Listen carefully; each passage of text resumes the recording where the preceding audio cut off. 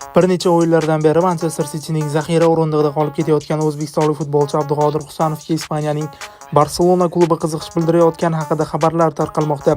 Bugungi videomizda mazkur mavzu yuzasidan batafsil so'z ochamiz. Sportga qiziqasizmi? Unda sizda katta daromad egasi bo'lish imkoniyati bor. Sizlar uchun kanalimiz hamkori Adinix eng yuqori koeffitsiyentlarni taqdim etadi. Sevimli jamoangizni qo'llab-quvvatlang, millionerga aylaning. Kommentariyadagi silkaga o'tib, hoziroq ro'yxatdan o'ting. To'g'ri tanlovdan adashmang. Manchester City'ning o'zbekistonlik markaziy himoyachisi Abduqodir Husanov faoliyatini Barselonada davom ettirishi mumkin. Bu haqda Carpetas FSB xabar berdi. Manbaga ko'ra, Kataloniya klubi yozda himoya chizig'ini kuchaytirmoqchi. Barsa sport direktori Zekoning fikricha, Husanov klubning kelajakdagi loyihasiga juda mos keladi.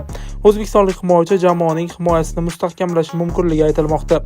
Manchester City ushbu taklifga qanday munosabat bildiradi hozircha noma'lum.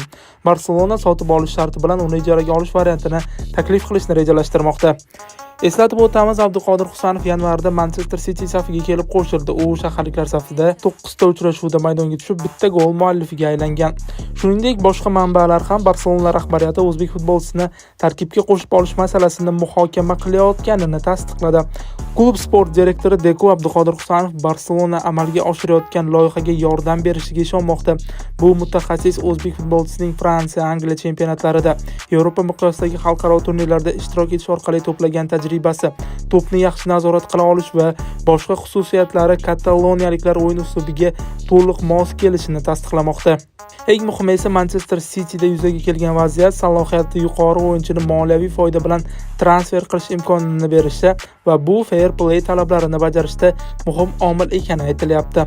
Barselona rahbariyati o'z odatiga ko'ra Abduqodir Husanovni keyinchalik sotib olish huquqi bilan avval ijaraga olishni mo'ljallayapti. Manbalarning ta'kidlashicha, Barselonaning rejasi hali dastlabki bosqichda o'rganilmoqda. Ko'p narsa Manchester City'ning talablar va Abduqodir Husanovning istagiga bog'liq. Anig'i shuki, Barselona noyob iqtidor egasini qo'ldan chiqarmaslikka harakat qiladi.